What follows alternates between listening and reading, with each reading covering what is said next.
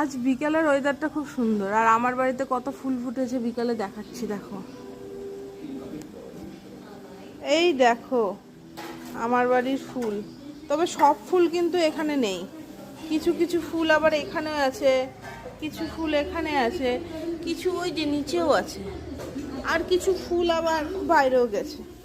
তো চলো ওই ফুলগুলোর সাথে একটু ইন্ট্রোডিউস করে আসি।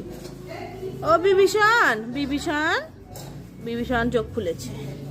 আর এই যে আমাদের রাবণ বাবা, আর এই যে আমাদের বুড়িয়া, এই যে ছোট্টু, আর আমাদের সব থেকে প্রিয় হিরোইন কিশমিশ।